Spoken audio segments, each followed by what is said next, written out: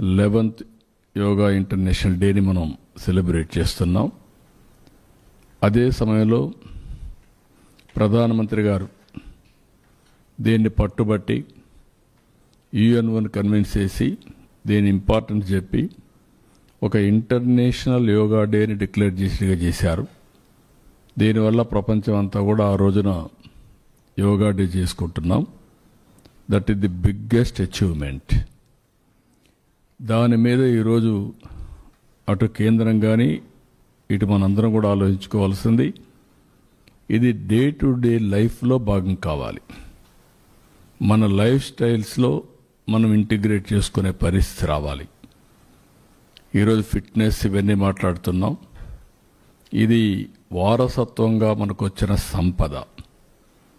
ఈ వారసత్వంగా వచ్చినటువంటి ఈ యోగాని మన జీవన ప్రమాణాల్లో కానీ మన జీవితంలో భాగంగా చేసుకుంటే చాలా వరకు హెల్త్ ఇంప్రూవ్ అవుతుంది. ప్రివెంటివ్ హెల్త్కి this is the main strategy.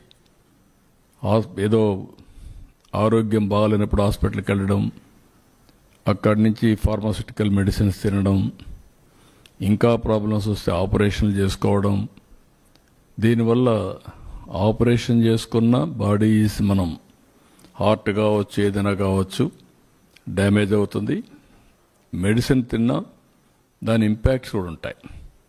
Positive negative all these things it may be cured ఇమ్మీడియట్గా, కానీ ఆ కెమికల్ రియాక్షన్ సైడ్ ఎఫెక్ట్స్ ఎప్పటికీ ఉంటాయి.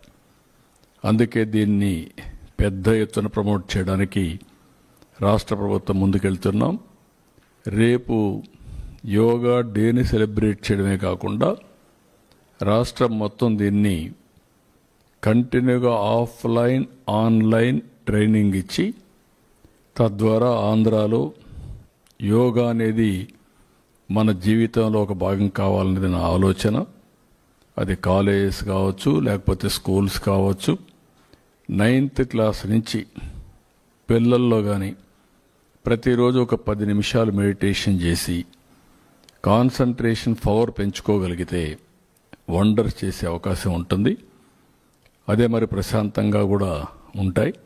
దీన్ని ఏ విధంగా తీసుకుపోవాలనో ఇవన్నీ అనుభవాలు చూసిన తర్వాత భవిష్యత్తులో ఆఫ్లైన్ ఆన్లైన్ ట్రైనింగ్ కూడా ఇస్తాం. అదే మరి కోర్సెస్ కూడా కండక్ట్ చేస్తాం. దీన్ని లాజికల్గా తీసుకుపోయే వరకు దీని మీద శ్రద్ధ పెడతాం. అయితే మనం 1 month